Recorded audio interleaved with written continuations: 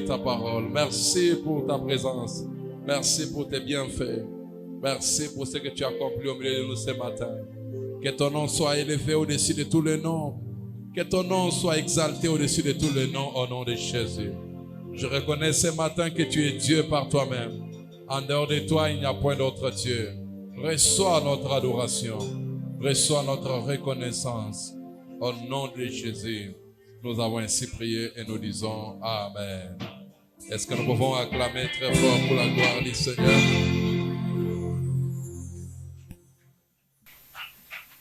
Que Dieu nous bénisse abondamment. Bienvenue à ce deuxième culte de ce matin. Que Dieu vous soit favorable. Quelqu'un dit Amen. Nous sommes en train de parler d'un grand thème pendant cette saison, de l'impact de la puissance de la parole de Dieu. Le Seigneur nous a invités dans sa présence parce qu'il veut changer quelque chose dans notre vie. Je sais que beaucoup de personnes viennent à l'église aujourd'hui à cause des besoins qu'ils ont. La plupart. Il est malade, il vient à l'église pour recevoir la guérison. Il est fauché, il vient à l'église pour trouver un bon travail.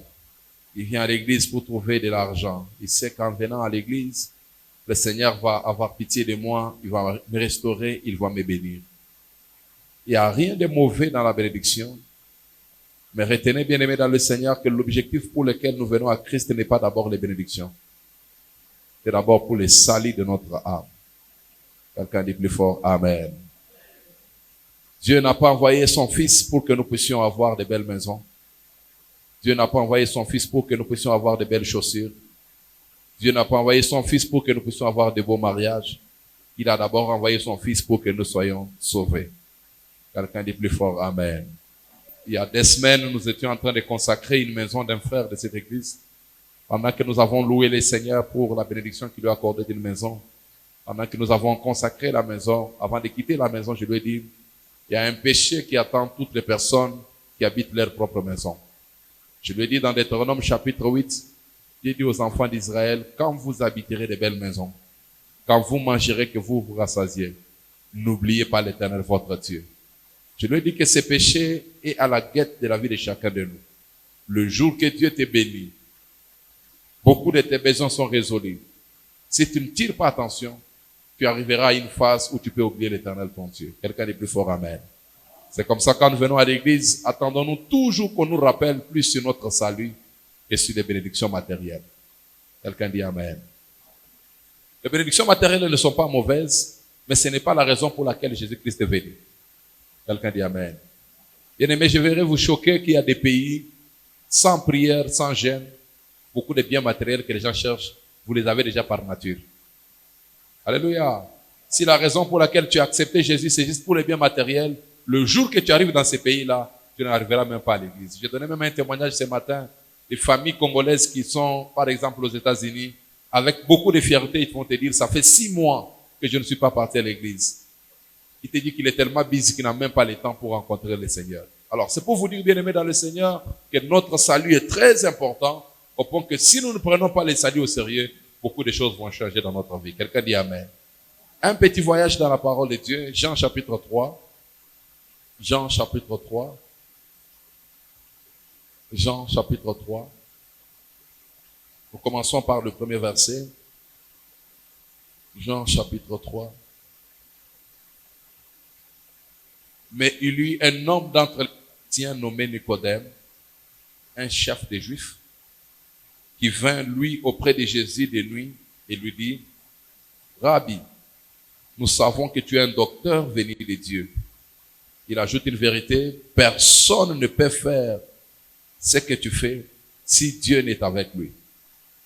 Lui, il s'intéressait plus aux œuvres. Personne ne peut faire ce que tu fais si Dieu est avec lui. Effectivement, il y a certaines choses pour les faire, il faut que Dieu soit avec toi. Alors, il dit à Jésus, personne ne peut faire ce que tu fais si Dieu n'est avec lui. Et la chose qui m'étonne, au lieu d'appuyer ce qu'il a dit, Jésus reprend, en parlant à Nicodème, d'autres choses totalement différentes de ce que Nicodème a dit. Normalement, Jésus allait lui dire, effectivement, Dieu est avec moi. Je fais ce que je suis en train de faire parce que Dieu est avec moi. Non, c'est pas ça la réponse de Jésus. Jésus répond à Nicodème en lui disant, en vérité, je te le dis, si un homme n'est né de nouveau, il ne peut voir le royaume de Dieu. Bien-aimé, au lieu que Jésus parle des œuvres, au lieu que Jésus parle d'accomplissement, il parle du royaume. Il dit à Nicodème, si un homme n'est né de nouveau, il ne peut voir le royaume de Dieu.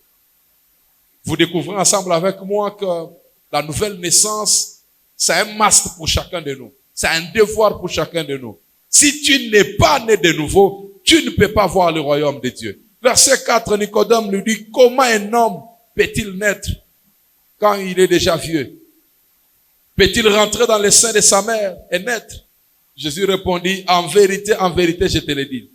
Si un homme n'est né d'eau et d'esprit, il ne peut entrer dans le royaume de Dieu. Ce qui est né de la chair est chair, et ce qui est né de l'esprit est esprit. 7. Ne t'étonne pas de ce que je t'ai dit. Il faut que vous naissiez de nouveau. Il faut que vous naissiez de nouveau. Il faut que vous naissiez de nouveau. 1 Pierre chapitre 2. 1 Pierre chapitre 2. 1 Pierre chapitre 2. On peut d'ailleurs commencer par chapitre 1er. 1 Pierre chapitre 1er. On peut commencer par le verset 21. Ayant purifié vos âmes en obéissant à la vérité pour avoir un amour fraternel, sincère, aimez-vous ardemment les uns et les autres de tout votre cœur. Puisque vous avez été régénérés, non par une semence corruptible, mais par une semence incorruptible, par la parole vivante et permanente de Dieu. Car toute chair est comme l'herbe, et toute sa gloire comme la fleur de l'herbe. Combien savent que la chair c'est comme de l'herbe? Voilà pourquoi dans la vie, ne tirez pas votre gloire dans la chair. Que votre gloire soit plus liée à votre relation avec Dieu. Amen.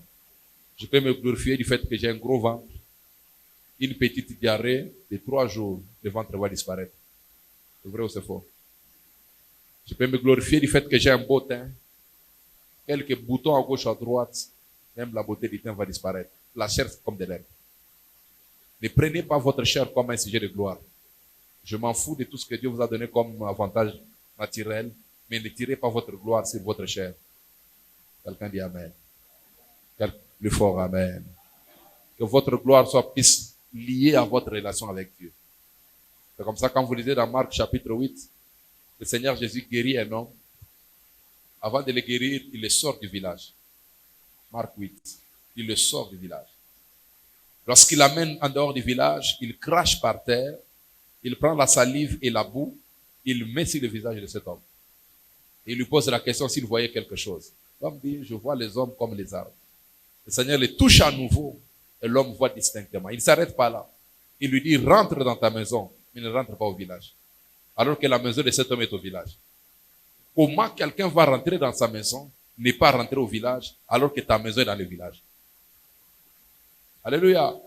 Ce que le Seigneur voudrait vous lui montrer, c'est que désormais, à partir d'aujourd'hui, arrête de vivre pour toi-même. Décide maintenant de vivre pour moi. Tu rentres dans ta maison, mais tu ne rentres pas au village. Bien-aimés, soyons plus fiers par rapport à notre relation avec Dieu. Quand la relation avec Dieu est au beau fixe, c'est le sujet pour lequel nous pouvons être contents. Lorsque la relation avec Dieu baisse, c'est quelque chose que nous devons nous inquiéter, nous devons prier pour ça, nous devons gêner pour ça, jusqu'à ce que notre relation avec le Seigneur soit totalement restaurée. Alors, pendant que nous sommes en train de lire 1 Pierre chapitre 1er, toute chair est comme l'herbe. L'herbe sèche et la fleur tombe. Verset 25, mais la parole du Seigneur demeure éternellement. Et cette parole, c'est elle qui vous a été annoncée par l'évangile. Verset 2. Rejetant donc toute méchanceté et toute ruse, la dissimulation, l'envie et toute médisance. J'aime le verset 2. Faites quoi? Ils sont ensemble. Le verset 2. 1 Pierre 2, 2. On dit quoi? Désirez comme des enfants nouveau-nés les laits spirituels et purs, afin que par lui, vous croissiez pour le salut. Il n'y a aucun bébé qui ne désire pas le lait maternel. Vrai ou faux? Regardez quand il y a un enfant, et c'est vrai, c'est ce qu'on dit? Quand on enlève l'enfant, quand on arrête de téter l'enfant, on dit quoi? Là, c'est vrai. Quand un enfant est sévré, vous allez voir qu'il va même faner au visage. Je me rappelle, il y a quelques mois, l'enfant du frère Gabi, son épouse était malade, très malade même, elle avait un problème de tension, et on était obligé de sévrer son enfant anticipativement. Et on a vu que l'enfant était mal à l'aise, il plairait à tout moment. Il fallait chercher certaines choses qui devaient remplacer cette relation avec sa mère. Bien aimé, la Bible nous recommande ici de désirer la parole de Dieu comme un bébé qui désire le lait. Malheureusement, dans nos églises, beaucoup de personnes n'ont pas l'amour pour la parole de Dieu. Les gens ont l'amour pour les fables. Les gens ont l'amour pour certaines choses. Les gens ont l'amour pour beaucoup de pratiques. Mais très peu de personnes ont vraiment l'amour pour la parole du Seigneur. Je rentre au passage que nous avons lu précédemment. Le Seigneur Jésus reçoit une visite spéciale, pas n'importe laquelle, d'un homme important dans la société appelé Nicodème. Lorsque Nicodème arrive auprès de Jésus, il est impressionné par les œuvres de Jésus. Il est impressionné par les réalisations de Jésus. Parce que les hommes importants sont plus attirés par les résultats. Et lorsqu'il voit les résultats de Jésus, il dit à Jésus, personne ne peut faire ce que tu fais si Dieu n'est pas avec lui. Effectivement, Dieu était avec Jésus. Mais Jésus profite de cette occasion pour introduire une notion importante dans la vie de Nicodème. Il dit à Nicodème, il faut que tu naisses de nouveau. Il faut que tu naisses de nouveau. J'aimerais ce matin que nous puissions nous poser la question, est-ce que tu es né de nouveau? Tu es à l'église, c'est vrai. Tu es né dans la famille de l'église. Mais est-ce que tu es né de nouveau? Est-ce que tu es né de nouveau? Nicodème pose la question à Jésus, comment un homme peut naître de nouveau? Je suis déjà vieux. Je vais rentrer dans le ventre de ma mère et puis renaître encore. Jésus lui dit non. Ce qui est né de la chair est chair. Et ce qui est né de l'esprit est esprit. C'est que vous découvrez que chaque personne sur la terre a deux naissances. La naissance naturelle, celle que nous naissons par nos parents. Et la naissance spirituelle qui est appelée la nouvelle naissance. Je crois que la naissance naturelle, chacun de vous la connaît. Du fait que vous êtes déjà adultes, certains, même ceux qui sont enfants, ils savent qu'un enfant naît du ventre de sa mère. Et déjà la naissance naturelle, c'est quelque chose que nous vivons tous les jours. Alléluia. Parce qu'autour de nous, nous avons des naissances presque chaque jour. Je ne vais pas beaucoup insister sur la naissance naturelle, mais je prendrai la naissance naturelle pour vous expliquer ce qui se passe dans le monde spirituel. Par la naissance naturelle, une relation se développe entre une mère et son bébé. Cette relation, c'est par le cordon ombilical. Alléluia. Pendant qu'on coupe le cordon ombilical, au moins la vie de l'enfant continue à dépendre de la vie de la mère. Parce que la maman, l'enfant, non seulement il lui donne la nourriture, mais il lui donne aussi sa nature. La mère est en train de communiquer sa vie à la vie du bébé. Remarquez, lorsque maman n'a pas tété l'enfant, non seulement le bébé pleure, mais même l'enfant aussi, non seulement le bébé pleure, mais même la maman aussi pleure. Parce que quelque chose qui devrait sortir de la maman n'est pas sorti pour communiquer à l'enfant. Alléluia. Alléluia. Si vous êtes nouveau marié et que votre femme a un bébé, vous êtes en train de vous promener, elle vous dira, je sens que le bébé pleure. Vous allez lui poser la question, comment? Quelque chose dans son corps lui dira, ton bébé est en train de pleurer. Parce que le bébé est sorti de la maman, il y a une certaine communion entre la maman et l'enfant. Quelqu'un dit Amen. Mais regardez ce qui arrive. Il n'y a pas que la naissance dans la terre, mais il y a aussi la naissance dans le royaume de Dieu. La naissance dans le royaume de Dieu s'est fait par le moyen de la nouvelle naissance. La question fondamentale, c'est quoi la nouvelle naissance? La nouvelle naissance, c'est croire en Jésus-Christ. Alléluia. Croire que Jésus-Christ a été né de Dieu et il est le Dieu pour nous. Il l'invitait à entrer dans sa vie. Alléluia. Quand vous acceptez Jésus comme Seigneur et Sauveur, nous avons découvert ça dans 1 Jean chapitre 5. 1 Jean chapitre 5, un bon lecteur peut me lire juste le premier verset.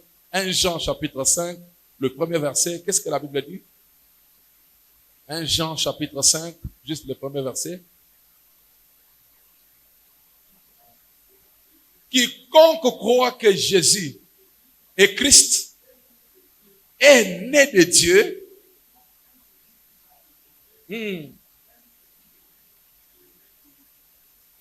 C'est ça la condition pour être né de nouveau. C'est croire que Jésus-Christ est né de Dieu. Il est le don de Dieu pour l'humanité. Quand tu acceptes Jésus comme Seigneur et Sauveur, ça veut dire que tu acceptes Jésus comme le don de Dieu pour nous, tu l'invites dans ta vie, automatiquement, tu nais dans la famille de Dieu.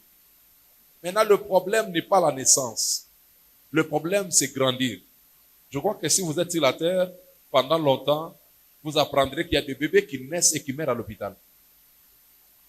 Alléluia. Vous savez, quand vous rencontrez un médecin, beaucoup de choses qui vous impressionnent ne l'impressionnent pas. Il est humain, oui, mais à un moment donné, tellement qu'il voit beaucoup de cas à l'hôpital. Je bénis Dieu, il y a beaucoup de médecins dans cette église. Je prends juste l'exemple de Dr. Mike. Si vous travaillez dans un grand hôpital, par exemple, comme HPK, la mort ne sera plus un événement pour vous. Vous verrez tellement de gens naître et mourir. Chaque jour, les gens meurent. Surtout si on va l'affecter à un département comme la mort ou bien dans les urgences. C'est des endroits où il va voir des cas de décès au point que même la vie devient une vanité. Un jour, j'ai été invité à prier pour quelqu'un dans les urgences. Bien aimé, je ne veux pas vous dire ce que j'ai vu là-bas, mais c'était pas intéressant. Je suis sorti de l'hôpital, même la joie de vivre est partie. J'ai vu quelqu'un avec un ventre dehors, des choses à l'extérieur. Beaucoup de mouches autour de lui. On dirait qu'il est mort, on dirait qu'il est pourri, mais il est vivant. Il parle. Ça sert pris pour moi. Tu vas jeter la salive. Alléluia. Vous savez, la vanité de la vie, c'est que quand on est debout comme ça, ton costume, tu penses que tu es quelque chose. Jusqu'à ce que tu visites une morgue, on tire le corps comme ça. Avec des numéros là-bas au pied. Non, c'est pas celui-ci. On tire. Tu te rends compte qu'on est vraiment à rien. On n'est rien. On n'est rien. Alléluia. On n'est rien. On n'est rien. On n'est rien. C'est juste le souffle de Dieu qui est en nous, qui nous rend différents. Mais en réalité, on n'est rien. Quand Dieu récupère son souffle. Alléluia. Alors, je parlais ce matin de la nouvelle naissance. Regardez comment ça se passe. Quand tu nais dans la famille de Dieu, tu ne te limites pas seulement à rester un bébé dans la famille de Dieu, il faudra maintenant grandir. Je prends un exemple terre à terre. Dans nos familles, lorsqu'un bébé naît, il est soumis à un régime particulier pour qu'il croisse. Quel régime, par exemple? On commence par le lait maternel. Pendant 6 mois, l'expérience prouve qu'un bébé peut dépendre de lait maternel pendant 6 mois sans un autre additif. Par expérience, aujourd'hui, les mamans modernes ne veulent pas trop téter les enfants, ils ont ajouté un biberon. Mais le biberon par lui-même, c'est toujours le lait. Parce que le goût du biberon, vous allez voir que c'est le même goût de lait. Alléluia. Qu'est-ce que j'essaie de vous expliquer? C'est que les nutritionnistes ont pris le temps de mettre en place un système qui peut aider un bébé à cesser d'être un bébé jusqu'à ce qu'il sera un enfant. Il boit le lait, il boit le lait, il boit le lait. À tout le temps, il était couvert comme ça. À un moment donné, on enlève dans la couverture. L'enfant commence à apprendre à s'asseoir. À s'asseoir, à s'asseoir. Demain, on lui apprend à se tenir debout. Après, demain, on lui apprend à marcher jusqu'à ce qu'il va cesser d'être enfant. Il va être garçon, garçon, garçon, jusqu'à ce qu'il va être un adulte. Et demain, il recommence le même processus pour engendrer aussi. Spirituellement, c'est la même chose. Quand tu nais dans la famille de Dieu, il y a une phase de ta vie où tu es soumis à un régime de lait spirituel. Tu écoutes les promesses de Dieu. Ce sont les laits spirituels. Tu écoutes les promesses. Dieu va faire ceci. Dieu va faire ceci. Tu es content, tu es excité. Le lait, c'est bon. Est-ce que c'est mauvais? C'est très bon. Tu écoutes les laits spirituels. Tu écoutes les laits spirituels. Jusqu'à une phase de ta vie où tu commences à tirer la maturité. Plus tu grandis, plus tu grandis. Bien aimé, c'est très dangereux quand tu es à l'église que tu ne grandis pas. C'est très dangereux. De la même manière que dans le monde naturel, il y a des enfants qu'on appelle des nains. Tout le monde connaît un nain, n'est-ce pas? Sorry. Tout le monde connaît un nain. Et les nains, c'est des gens qu'on appelle enfants pour âge. Ça veut dire qu'il est plus grand que son âge. Pour ceux qui ont une bonne mémoire, vers les années 90, il y avait une forte crise dans ces pays.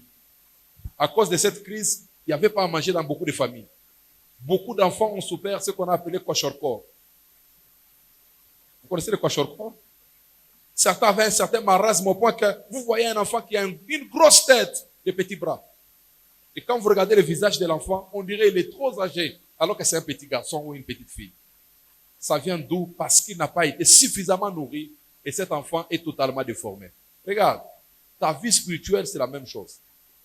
Si tu ne prends pas le temps de manger suffisamment, le temps d'être nourri suffisamment de la parole de Dieu, qu'est-ce qui va arriver? Tu seras à l'église, rempli des promesses de Dieu, Mais à un certain niveau, ta relation avec le Seigneur ne sera pas sérieuse. C'est comme ça aujourd'hui. L'église de cette génération ressemble à tout sauf à l'église. L'église de cette génération ressemble à tout sauf à l'église. Alléluia. Aujourd'hui, nous avons des homosexuels pasteurs. Est-ce que c'est normal qu'un pasteur soit homosexuel? Vous découvrez seulement qu'il a sauté des étapes, il est déjà quelque chose, mais comme il n'a pas eu une croissance normale. Parce que quand vous venez à Christ, vous naissez en Christ, vous arrêtez de vivre. C'est la vie de Dieu qui commence à vivre en vous. L'apôtre Paul dit, ce n'est plus moi qui vis, c'est Christ qui vit en moi. N'est-il pas écrit, si quelqu'un est en Christ, il est une nouvelle créature et des choses anciennes sont passées et toutes choses sont devenues nouvelles. Quelqu'un dit Amen. Je vous donne 3 vérités sur les salis que vous devez maîtriser. La première salut, nous sommes tous des pécheurs par naissance. Nous sommes tous des pécheurs par naissance. Même si tu es né d'une famille chrétienne, tu es pécheur par naissance. Romains chapitre 3, le verset 23. Qu'est-ce que la Bible dit? Romains chapitre 3, verset 23. Vous pouvez savoir pour moi? Romains 3, 23. La Bible dit quoi? Combien de personnes ont péché? Romains 3, 23. Romains. Car tous ont péché, toi inclus, moi inclus, et sont privés de la gloire de Dieu. Tous ont péché et sont privés de la gloire de Dieu. Tous ont péché et sont privés de la gloire de Dieu. Nous sommes tous nés de la nature pécheresse, même si tu es né à l'église. C'est pour cela que le salut est obligatoire pour chacun de nous. Quand tu es à l'église, tu dois aussi naître de nouveau. Quand vous naissez de nouveau, c'est que vous acceptez cette nature pécheresse. J'ai été né dans les péchés. Seigneur, pardonne-moi. Tous ont péché, sont privés de la gloire de Dieu. Combien parmi nous savent que notre ennemi numéro 1, ce n'est pas le diable, c'est notre péché? Vous savez ça? Ouais. Notre ennemi numéro 1, c'est notre péché. Parce que quand nous sommes dans les alliances de Dieu, dans les normes de Dieu, Satan n'est pas puissant. Je vous dis vrai. Satan devient puissant quand nous tombons dans les péchés. C'est comme ça que chaque fois que la vie du péché commence à naître dans ta vie, rappelle-toi qu'il y a un mandat d'amener de Satan sur ta vie. Parce que pour que Satan te touche, il faut qu'il t'amène à l'infraction. Vous avez compris ça? Une fois que tu tombes dans l'infraction, automatiquement, il sait ce qu'il faut faire pour avoir la main sur toi. Posons que tu es né dans la famille présidentielle, ici au pays. Automatiquement, tu joues de certaines immunités. Vrai ou faux? Mais si tu commets une bêtise, à moins que les chefs décident de violer la constitution ou la loi pour te laisser vivre avec des bêtises. Dieu, c'est un Dieu d'ordre plutôt. Alléluia. Non, répondez-moi. Vous êtes frère du président. Je prends frère Mike, toujours qui est à côté de moi. Il est frère du président. Viens. Il a un problème avec le frère. Ils ont une incompréhension. Il décide, frère, viens. Il décide de le tuer. C'est un exemple. On a dit ça au nom de Jésus-Christ. Mais il est frère du président. Est-ce qu'il va rester impuni parce qu'il est frère du président? Qu'est-ce qu'on va faire? Il sera transféré au parquet. Si vous ne direz pas attention, il va faire la prison. Parce que ce qu'il a fait là, ça mérite la prison, même s'il est frère du président. C'est ce que le diable fait dans le monde spirituel. Il sait que nous sommes enfants de Dieu. Jean 1, 12, la Bible dit à tous ceux qui l'ont reçu, à ceux qui croient en son nom, qu'est-ce qu'il a fait? Il leur a donné le pouvoir de devenir enfants. Comme nous sommes enfants de Dieu, nous jouissons de beaucoup d'humilité dans le monde de l'esprit. L'ennemi ne peut pas nous toucher n'importe comment et n'importe quand. Alors, pour nous avoir, il nous pousse vers l'infraction. Quand tu commets le péché, là maintenant, il a quelque chose d'accuser Dieu pour dire, n'est-ce pas toi qui as dit? Mais regarde, c'est lui que tu appelles ton fils, ce qu'il a fait. Est-ce que je parle à quelqu'un ce matin? Est-ce que le Saint-Esprit est en train de parler à quelqu'un ce matin? Tous ont péché. Comme conséquence, ils sont comment? Privés de la gloire de Dieu. Mais dites-moi, dans cette vie sans la gloire de Dieu, qu'est-ce que tu vas faire? Est-ce que vous savez que, assieds-toi frère, parmi les choses qui font la beauté de la vie, c'est la gloire de Dieu. Oh, c'est vrai ou c'est faux? Remarquez dans la vie d'une personne, lorsque la gloire de Dieu quitte la personne devient même moche. Surtout pour ceux qui sont chrétiens. Alléluia. Les païens ont une beauté des païens. Les chrétiens ont aussi une beauté des chrétiens. La beauté des chrétiens ne vient pas vraiment des choses que nous faisons de l'extérieur. ça vient de la gloire de Dieu. C'est cette gloire-là qui te rend attrayant. C'est cette gloire-là qui fait que les gens soient contents de toi. C'est cette gloire-là qui fait que les gens se sentent attirés par toi. Une fois que Dieu enlève sa gloire, automatiquement, ta vie change. Deuxième vérité que je voudrais que vous puissiez retenir sur le salut. Hébreux chapitre 9, verset 22. Jésus a versé le sang pour le pardon de nos péchés. Qu'est-ce que la Bible dit? Deuxième vérité, Jésus a versé le sang pour le pardon de nos péchés. Hébreux chapitre 9, verset 22. La Bible dit quoi? Presque tout.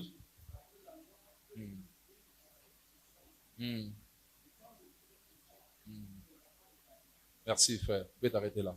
Sans effusion du sang, il n'y a pas le pardon. Vous comprenez pourquoi Jésus est mort?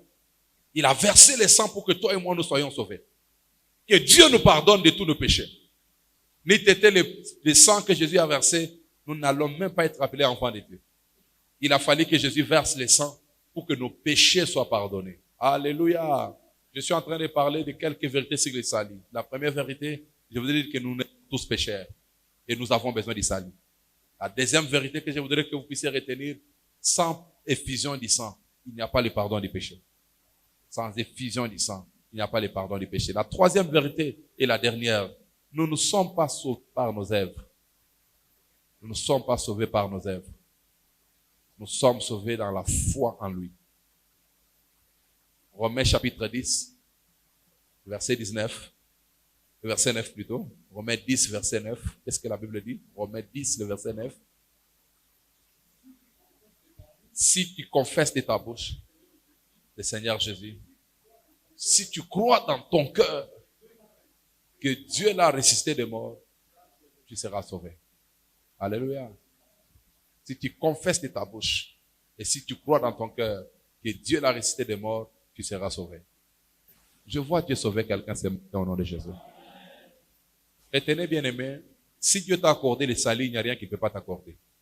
Ça, vous devez maîtriser. Je sais que dans nos églises aujourd'hui, c'est devenu la coutume, quand on vient à l'église, on a besoin d'écouter une bonne parole, une parole inspirante. Alléluia.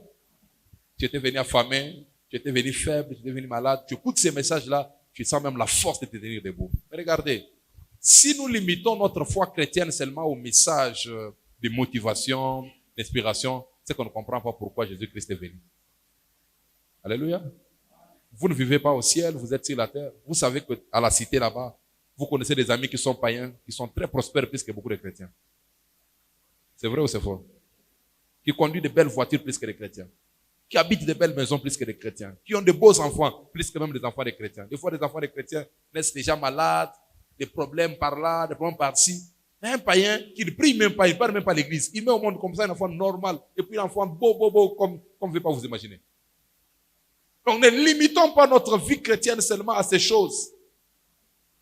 Il y a une dimension très importante, c'est le salut. C'est comme ça que la Bible dit, à quoi servira-t-il à un homme de gagner le monde entier et de perdre son âme?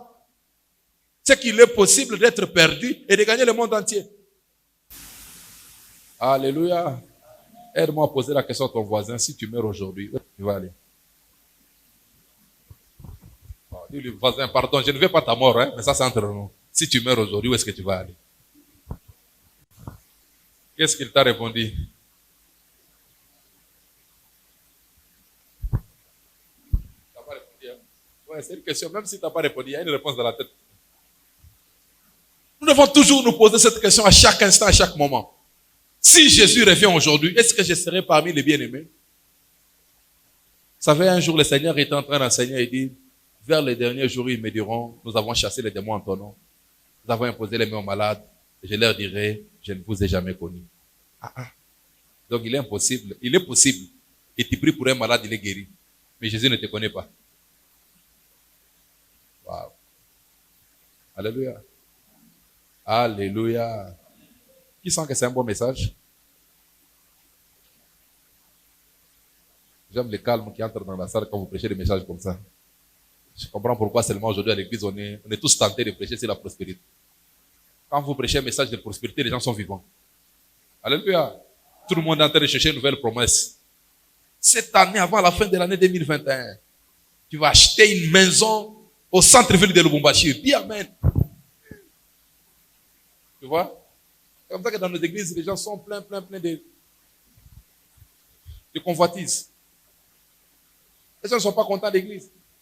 On dit adorons le Seigneur, regarde les chaussures de ton voisin. Seigneur, regarde, lui, tu lui as donné une botte. Moi, je n'ai même pas de bottes. Ça devient un problème. Parmi les gens qui ne sont pas contents, les chrétiens, ils ont tellement de problèmes aux choses de la vie que toute la joie de l'esprit n'existe plus. Je disais à quelqu'un, apparemment le Seigneur vient bientôt. Je dis non, papa, je ne suis pas encore marié. Je dis, on t'a dit que le Seigneur va limiter sa venue pour ton mariage. Alléluia. Alléluia.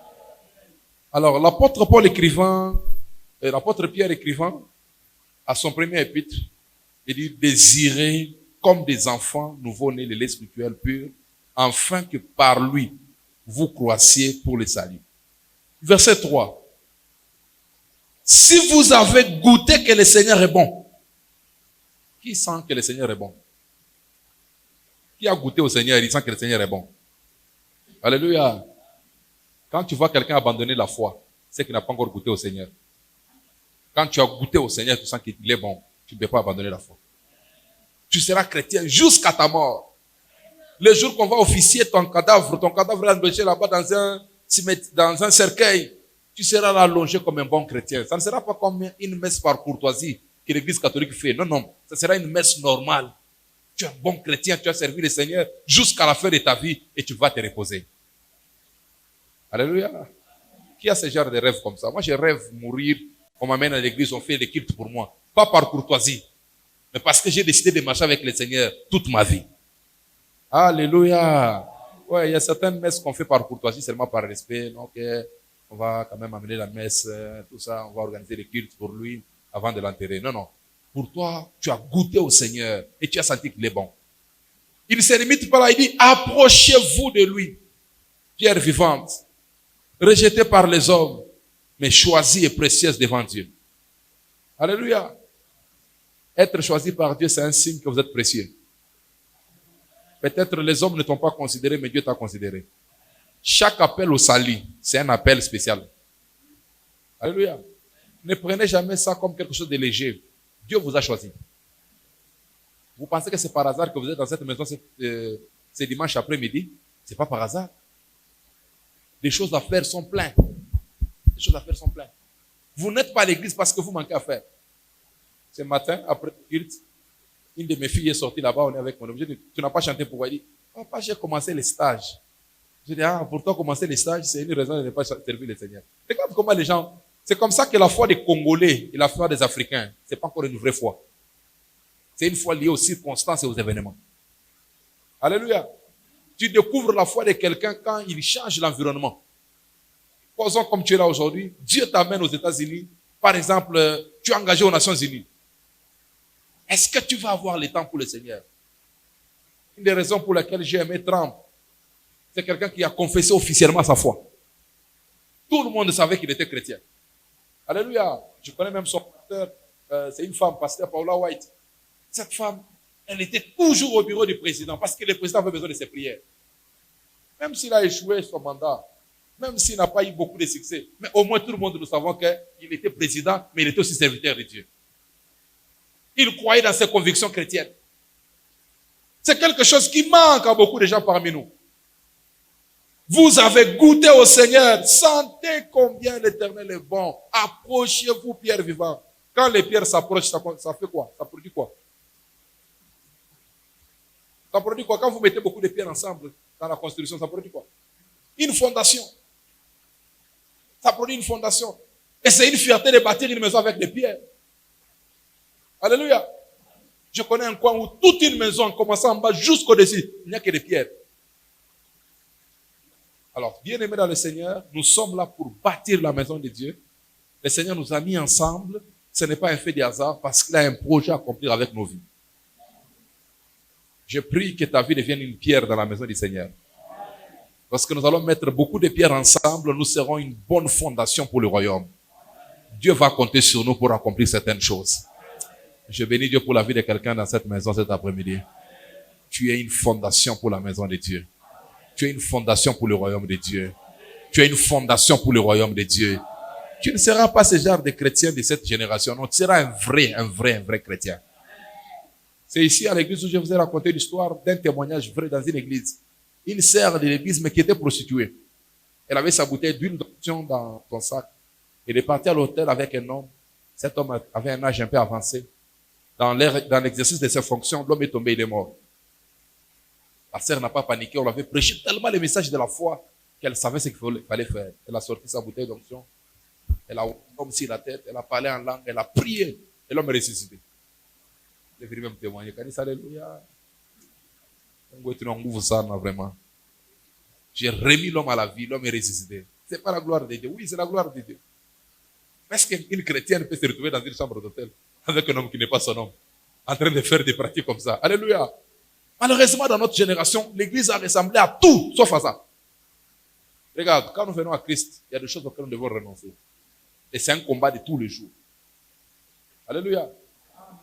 Nous devons renoncer à cela. Nous sommes un royaume de sacrificateurs. Combien savent ça? Dieu a fait de nous un royaume de sacrificateurs. D'ailleurs, dans les passages que nous sommes en train de lire là, on dit quoi? Verset 5. 1 Pierre 2. On dit quoi? Comme des pierres vivantes, édifiez-vous. Pour faire quoi?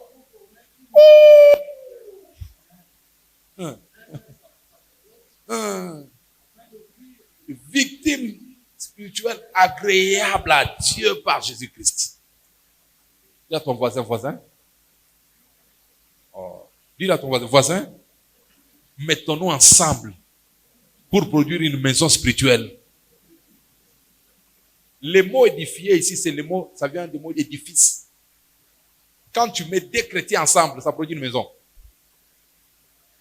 Vous avez compris ça? Édifiez-vous, ne vous détruisez pas. Édifiez-vous. Jésus est déjà la pierre principale. Donc la pierre du coin. Comme il y a la pierre du coin, ça veut dire que le coin va se lever normalement. Parce que la pierre du coin est déjà là. Il suffit que je prenne un frère à gauche, un frère à droite, une sœur à gauche, une sœur à droite. Nous nous mettons ensemble comme des pierres et nous produisons une belle maison pour le Seigneur. Qui est béni ce matin? Je prie que Dieu nous aide à être des maisons spirituelles. Alléluia. Je le disais ce matin au premier culte, je le dis encore maintenant. Regarde, nos sœurs en Christ, nos frères en Christ, nous devons les considérer comme des pierres que Dieu nous met ensemble pour lesquelles nous devons bâtir une maison. Prenez l'exemple de Jésus. Il y avait une femme dans sa vie, deux femmes dans sa vie, Marthe et Marie, les sœurs d'une même personne. Marthe et Marie, elles étaient au pied de Jésus, elles servaient Jésus jour et nuit. Elle cuisinait pour Jésus. Elle était dans la mission de Jésus. Il n'a même pris un parfum de grand prix. Elle a mis au pied de Jésus. Elle a essuyé avec ses pieds. Elle a mis même des bises au pied de Jésus. Mais Jésus n'a pas couché avec cette femme. Si c'était toi, frère. Si c'était toi, Dieu prend une occasion, il prend des sœurs bien aimées dans ta vie. Tu vas les convertir dans tes femmes. Alléluia. Ouais. Oh, vous savez que quand la foule a mis les pieds, elle a baisé les pieds de Jésus. Quand on fait un commentaire, cet homme n'est pas bon. S'il était juste, il allait savoir que cette femme qui est en train de baiser ses pieds là, c'est pas une bonne femme. Jésus l'a regardé là, il ne sait pas ce qu'il fait. Et puis la personne là a invité Jésus chez lui pour dîner. Comment tu peux inviter Jésus dîner chez toi? Tu sais que c'est un coup, mais tu le critiques dans ton cœur. Je crois que Jésus a accompli ces choses pour nous montrer que certaines personnes qu'il va amener dans ta vie, considère-les comme des pierres. Ensemble, vous pouvez vous édifier pour produire la maison du Seigneur. Quelqu'un est plus fort, amen. Notez, Romains chapitre 12, en tant que sacrificateur. Nous sommes sacrificateurs. Quand vous lisez 1 Pierre 2, verset 9, je crois, ouais. 1 Pierre chapitre 2, verset 9, la Bible dit quoi? Vous, au contraire, lisez ça, on dit quoi? Vous êtes une race élue, un sacerdoce royal, une nation sainte, un peuple acquis, afin que vous annonciez le vertu de celui qui vous a appelé des ténèbres à son admirable lumière. Quelqu'un dit amen. Nous sommes un sacerdoce royal. Alors, en tant que sacrificateur, qu'est-ce que nous devons faire? En tant que sacrificateur, qu'est-ce que nous devons faire? La première chose que nous devons faire, nous devons offrir nos corps. Nous devons offrir nos corps. En tant que sacrificateur, nous devons offrir nos corps. Romains chapitre 12. Romains chapitre 12. Qu'est-ce que la Bible dit dans Romains chapitre 12? Ça vous gêne de beaucoup lire la Bible? À quoi ça sert la Bible si on ne la lit pas à l'église? Certains parmi vous, vous ne lisez même pas la Bible à la maison. Je vous ai raconté l'histoire ici d'un pasteur qui a mis les chèques dans la Bible.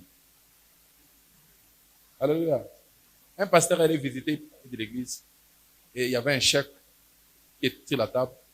Le pasteur a vu que l'enfant venait pour jouer avec les chèques. Il a pris les chèques, l'a mis dans la Bible et puis l'a fermé. Lorsqu'il est parti, la famille a cherché les chèques partout, n'a pas retrouvé. Et ils ont conclu que c'est lui qui a volé les chèques, c'est le pasteur. Ils ont décidé même de quitter l'église, ils ne sont pas venus à l'église. Sans rien dire. Ils disent, ah, Daddy, tout le respect qu'on a, Daddy vient voler chez nous. Viens voler notre chèque. Un jour, 2 jours, 3 jours, 1 semaine, 2 semaines, 3 semaines. 1 mois, le pasteur les croise en ville. Il dit, ah frère, depuis que j'ai mangé chez vous, vous ne venez plus à l'église. Oh papa, c'est pas ça, tout ça. Et la femme a réuni le courage, elle a dit, papa, depuis votre visite là, on a perdu quelque chose. Ah bon? Vous avez perdu quoi? On a perdu les chèques avec l'argent. Ah, c'est vrai. Allons chez vous à la maison. Jusqu'à la maison. Là où le pasteur, c'est la Bible. Elle était toujours là. On a ouvert la Bible comme ça. Les chèques étaient dedans. Ça c'est quoi? Ah, papa, pardon, papa, pardon. Donc ça faisait 1 mois qu'ils ont ouvert leur Bible. Demande à ton voisin, la dernière fois que tu as ouvert la Bible, pas ici à l'église. Qu'est-ce que tu as répondu? Ah, tu vas grandir comment? Tu ne lis pas la Bible. C'est comme ça qu'aujourd'hui, hein? Aïe, aïe, aïe. Les gens ont le passé des fétiches, hein? Ils ont amené ça à l'église. Votre ministère prophétique a poussé. Tous les prédicateurs que je connaissais avant sont déjà des prophètes maintenant. Quand tu le vois comme ça, prophète Manassé, il a déjà laissé beaucoup de barbes comme ça. Les gens ont besoin qu'on leur dise des choses nouvelles. Frère, on a bilato, on va la 42. Frère, il y a des choses, ça ne dépend pas les yeux de la tête. Alléluia. Grandissez dans les choses de Dieu. Aimez le Seigneur. Alléluia. Ok, lisons Romains chapitre 12. Qu'est-ce que nous devons faire en tant que sacrificateurs? La première chose en tant que sacrificateur. Je vous exhorte donc, frères, par les compassions de Dieu, Romains 12, 1, à faire quoi?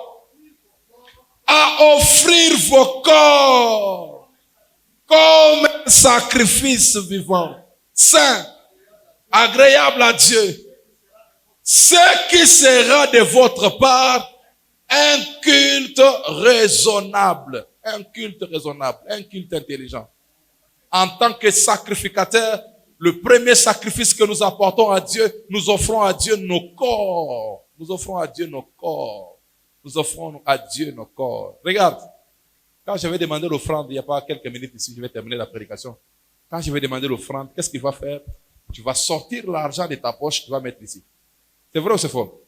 En rentrant chez toi à la maison, tu rentres avec l'argent ou ça reste ici? Qui sont d'accord avec moi que ça va rester? Ce matin, j'ai fait un service d'offrande. J'ai pris l'argent des poches des gens. Parce qu'on a besoin d'argent à la construction. Et cet argent est resté ici à l'église. C'est resté. Le département des finances a déjà comptabilisé ça. Déjà demain le matin, on commence les achats pour ça. L'argent est resté ici. Ils sont partis main vide. Regarde, la Bible dit, offrez vos corps. Maintenant, posons, quand j'offre, je prends mon corps, je l'offre. Je pars avec quoi? Répondez-moi. Vous comprenez pourquoi l'apôtre Paul a dit, si je vis, ce n'est plus moi qui vis? C'est Christ qui vit. Offrez vos corps. Mais la chose qui m'a beaucoup intéressé, dit que cela soit un sacrifice vivant. N'offrez pas le corps quand il est mort. Offrez-le quand il est encore vivant. Il y a une différence quand un vieux vient à Christ et quand un jeune vient à Christ. Le vieux vient fatigué, déçu par les événements de la vie. Le jeune vient avec espérance parce qu'il a donné son corps à Christ. Je posais la question ce matin, qui parmi nous croit que si on prend une bière, on met dans la bouche, ça va entrer? Vous me regardez comme ça, comme si je raconte. Vous pensez que si on prend une verre de bière, on met dans ma bouche, ça va pas entrer? Non, ça c'est la bouche du pasteur. Je n'entre pas, pasteur, je n'entre pas. Frère, vous blaguez ou pas? Ça va entrer sérieusement encore. Et puis je donne encore le verre. Ajoute, frère. Vrai ou faux? Pourquoi on ne boit pas? On a sacrifié à cause de Christ. Vous pensez que si on amène une belle femme ici dans mes bras, je ne veux pas sentir que c'est une belle femme. Je veux sentir que c'est une belle femme. Vrai ou faux? Je veux sentir que ça c'est une belle femme. Je sens ça, une belle femme. Mais à cause de Christ, chose que tu ne peux plus faire. Tu sacrifies pour Christ. Alléluia. Alléluia. Offrez vos corps comme un sacrifice. Offrez comme un sacrifice. Volontairement. Mieux vaut les donner volontairement qu'on te les ravisse. Il dit, ça sera de votre part un culte intelligent. Un culte raisonnable. Ça veut dire que quand tu décides de donner ton corps comme un sacrifice vivant, Dieu aussi est content. Ça sera agréable à Dieu. Chers sacrificateurs, j'aimerais vous exhorter ce matin. Offrons nos corps comme un sacrifice. C'est un sacrifice vivant. Pas un mort, non, un sacrifice vivant. Tu as le moyen de faire n'importe quoi, mais à cause de Christ, tu sacrifies. C'est ça l'avantage. Je ne pense pas que quand tu décides d'aller dans une boîte de nuit, on va fermer la porte pour dire non, non, toi, tu as un visage de chrétien, tu ne vas pas entrer ici. Personne ne va te chasser là-bas. C'est vrai ou c'est faux? Personne. Mais tu ne pars pas parce que tu as décidé de sacrifier. Il y a des choses qu'on sacrifie volontairement. Alléluia. Pas parce que tu manques l'énergie pour le faire. Non, non. Tu as sacrifié. Vous savez, à l'époque des églises de réveil, lorsque les églises de réveil sont arrivées, les gens ont sacrifié les études. Vous allez remarquer que c'est aujourd'hui où les choses ont changé quand même, où on a beaucoup de pasteurs très intelligents, très intellectuels. Mais à l'époque là, les gens ont abandonné les études pour Dieu. Et si vous remarquez bien, vous allez voir que même l'église là était encore très puissante spirituellement. Alors, il y a toujours un sacrifice à faire. Vous ne pouvez pas marcher avec Dieu sans un sacrifice. Demande à ton voisin encore une fois de plus, quel est le sacrifice que tu as fait pour Dieu? Tu fumais, tu fumes. Tu buvais, tu bois. Tu étais coureur de jupons, tu continues à courir derrière les jupons. Tu sautais avec les hommes d'autrui, tu continues à sauter avec les hommes d'autrui. Tu sautais avec les femmes d'autrui, tu continues. Quel est le sacrifice que tu as fait pour Dieu? Offrez vos corps comme un sacrifice. Si nous avons accepté Jésus, bien-aimé dans le Seigneur, décidons de faire un sacrifice. Je bénis Dieu parce que la Bible parle du sacrifice. Combien savent qu'un sacrifice est toujours difficile? Ça n'a jamais été facile pour quelqu'un. Moi, je me rappelle quand nous étions étudiants, la nuit, tu es obligé de lire même quand tu ne veux pas. Tu prends un bassin d'eau, tu mets les pieds dedans pour que tu ne dormes pas. Est-ce que c'était une bonne chose? Ça s'appelle quoi? Sacrifice. Sacrifice. J'ai visité un ami. Il a construit 3 jolies maisons en une fois. J'ai dit, ah, mon cher, comme il bon. Il dit, non, pasteur. Et ça, sacrifice. Waouh. Vous comprenez que chaque résultat, c'est un produit de sacrifice. Alors, la semaine passée, le Seigneur m'a demandé de faire une retraite. Je ne l'ai pas fait. Lui-même, il m'a fait une retraite. Et je voulais même le faire. Tu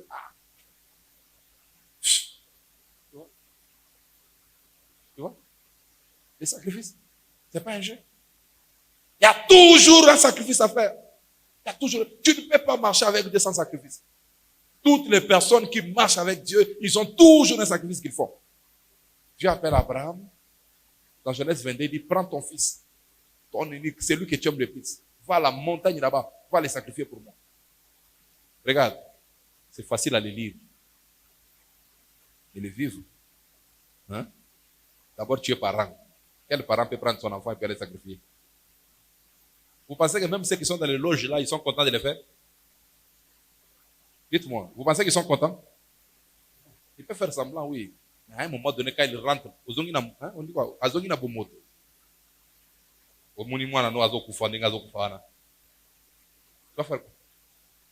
Parce qu'il a besoin d'avoir une bonne promotion, il a besoin d'avoir une position dans la société, il est obligé de sacrifier. Le premier sacrifice que nous faisons, nous sacrifions nos corps. Nous sacrifions nos corps. Regarde la vie chrétienne. Oh, 3 jours de jeûne. Est-ce que c'est facile? Il n'y a pas une période difficile comme la période de jeûne à l'église. Tu vois, la journée devient kilométrique. Regarde, quand on n'est pas jeune ici, les matins, tu n'as pas faim. Tu peux aller même jusqu'à 17h, tu n'as rien mangé, tout est normal. Mais le jour qu'on dit que demain il y a jeûne, à 6h déjà tu te réveilles du sommeil. Et si tu as la malchance de passer par la cuisine, tu sens l'odeur de l'œuf. Ça va paraître comme si tu n'as jamais mangé d'omelette dans ta vie. Oh. Moi, je ne sais pas. J'ai même ma vie chrétienne normale. Je vous explique des choses que moi je vois. Ça vous arrive aussi? Est-ce que vous savez que beaucoup de chrétiens modernes ne gênent pas?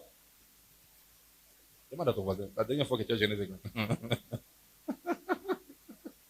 Alléluia.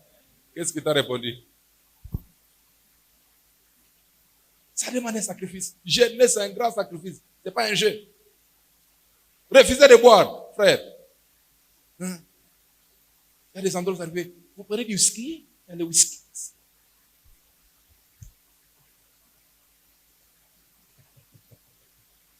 Alléluia. Dis avec moi, sacrifice. Sacrifier son corps. Ouais. Il y a des habits que tu ne peux plus porter en tant que chrétien. Pas parce que si tu mets dans le corps, ça ne va pas monter. Non, non. En tant que chrétien, je sacrifie ça. Ma foi ne me convient pas de faire ça. J'ai donné l'exemple de Meshach le matin. Il est où? Nous sommes avec Meshach à l'église ici, jour après jour. Il n'a jamais coiffé les cheveux. Il a mis ses dreads là-bas, tout ça, star. Il part au boulot à la banque, on dit ici, les codes, c'est que tous les cheveux doivent être coupés. Frère Atali Moussala, Atali Souki, Sakanayo.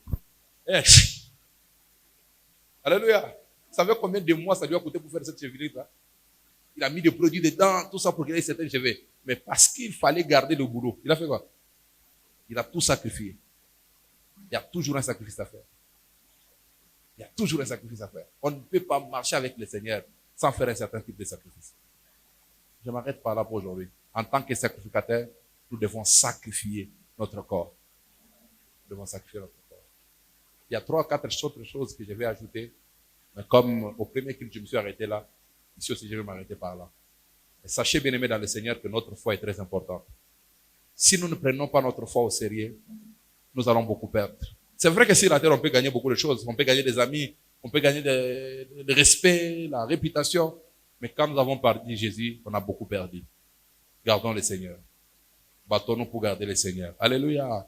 Sacrifions certaines choses pour garder le Seigneur. C'est pas facile. C'est un exercice très difficile. Mais à cause du Seigneur, à cause de son royaume, battons-nous pour les garder. Et nous n'allons pas les regretter. Quelqu'un dit plus fort, amen. Le Seigneur m'a enseigné que le baptême d'eau en soi, c'est juste une manifestation publique de montrer que j'ai accepté Jésus.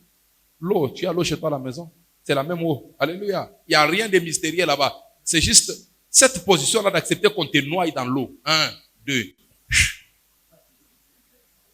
On me dit le mariage. 2 ou 3 questions. Est-ce que tu acceptes, Mike, d'épouser Lucie? Oui, papa, j'accepte. Lucie, est-ce que tu acceptes d'épouser Mike? Oui, j'accepte. Vous êtes marié et femme. C'est fini. C'est vrai ou c'est faux? C'est tout ce qu'on fait cérémonie. Oh, culte religieux, oh, civil. Au civil, on fait quoi? Pour l'état là, l'avocat parle pour vous montrer qu'il connaît beaucoup de choses, pour les maires. Mais le moment important, c'est est-ce que tu acceptes? Oui, j'accepte. Si tu dis non, tout ce qu'il a raconté au début là, ça tombe. Oh, c'est vrai ou c'est faux? Il peut avoir fait un gros discours, vous savez, dans les droits, l'article 42. Enfin, est-ce que tu acceptes de prendre madame comme épouse? Non, j'accepte. Tout le monde sort. C'est vrai ou c'est faux? C'est la même chose. En Christ, est-ce que tu acceptes Jésus comme Seigneur et Sauveur? Oui, j'accepte. On te met dans l'eau, tu sors et tu deviens une nouvelle créature. Bien-aimé, le Seigneur a besoin de toi. Si tu acceptes de marcher selon ses principes, de marcher selon ses voies, tu ne vas pas les regretter. Si tu meurs aujourd'hui, tu iras au paradis. Et si tu ne l'acceptes pas, il y a un enfer qui t'attend. L'apôtre Paul dit, il dit, je combats, pas comme battant de l'air. Parce que je sais qu'il y a une couronne qui m'attend. En 2 Timothée chapitre 4, on a dit ça les matins. On peut me dire ça aussi. On termine par là, on est à la fin.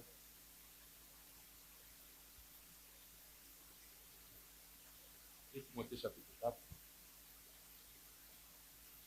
2 Timothée chapitre 4, verset 6. Car pour moi, 2 Timothée 4, 6.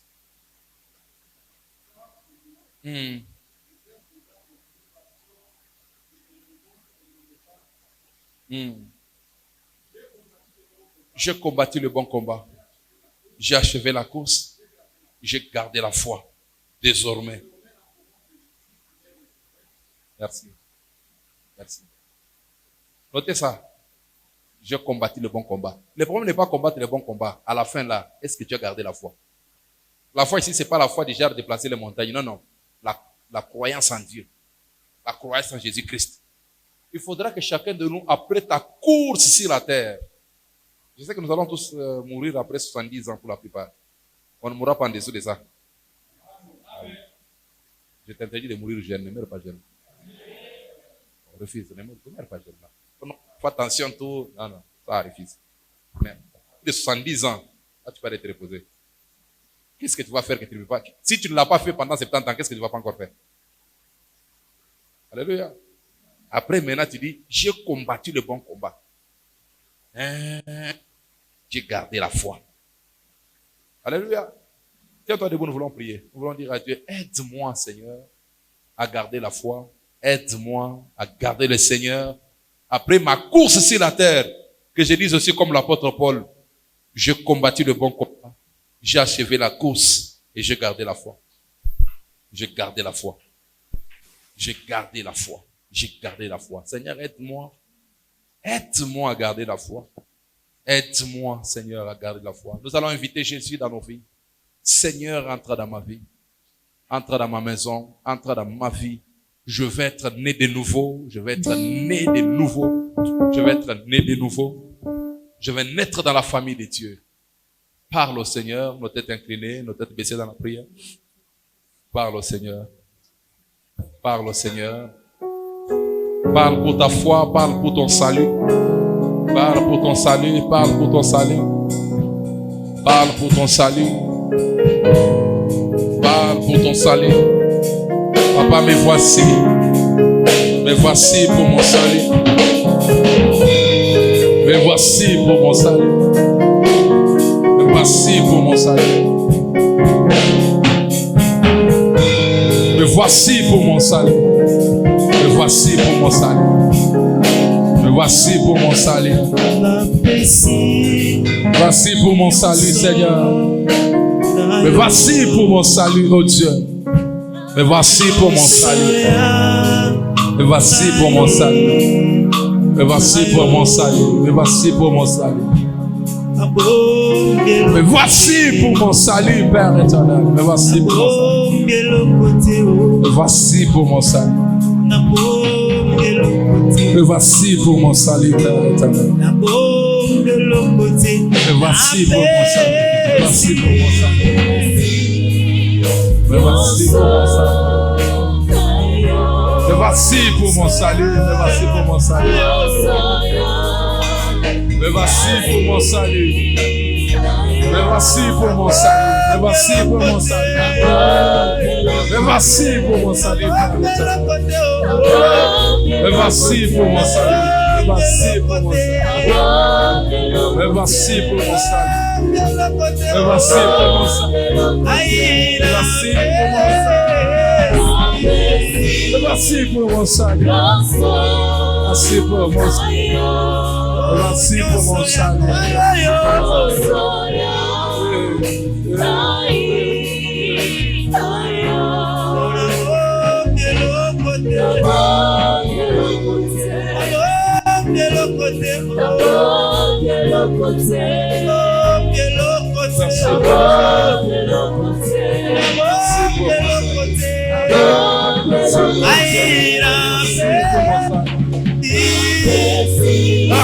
pour mon salut. Merci pour mon salut. Merci pour mon salut. Merci pour mon salut. Merci pour mon salut. Merci pour mon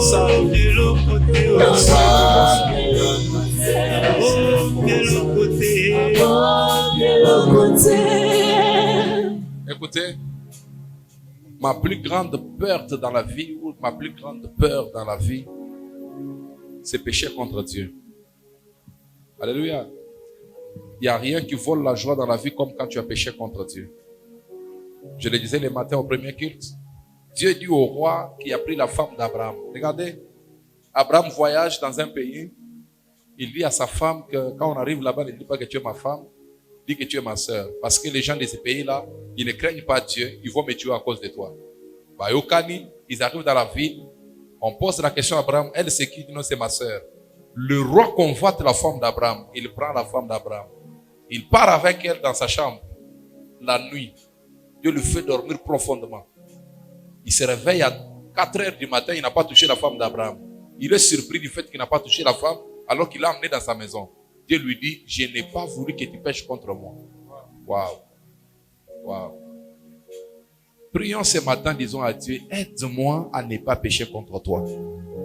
Que je ne mente pas, que je ne vole pas, que je ne triche pas. Seigneur, aide-moi, aide-moi. Vous savez que si Satan veut t'aider, tu peux même tricher, on ne t'aidera pas.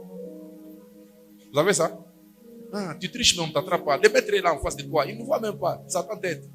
Avec. Mais si Dieu t'aide aussi, afin que tu ne pêches pas contre lui, il peut empêcher les circonstances, les événements qui vont t'aider à pécher. C'est une prière sincère que nous voulons faire à Dieu ce matin. Aide-moi, Seigneur, à ne pas pécher contre toi. C'est un très bon sujet de prière. Quand vous grandissez dans les choses de Dieu, vous n'allez pas critiquer les péchés des gens. Vous découvrirez que quand vous ne péchez pas, c'est juste la grâce qui est dans votre vie. Sans cette grâce-là, tout ce que les gens font, vous allez faire. Demandons à Dieu la grâce de ne pas pécher contre lui. Seigneur, aie pitié de moi. Accorde-moi la grâce de ne pas pécher contre toi. Un très bon sujet de prière. Prie avec ta force. Dis à Dieu, Seigneur, aide-moi à ne pas pécher contre toi. Aide-moi à ne pas pécher contre toi. Aide-moi à ne pas pécher contre toi. Seigneur, que je ne pêche pas contre toi. Que je ne pêche pas contre toi. Que je ne pêche pas contre toi.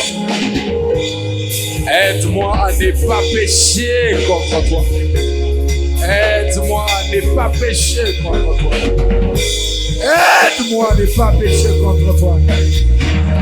Aide-moi à ne pas pécher contre toi.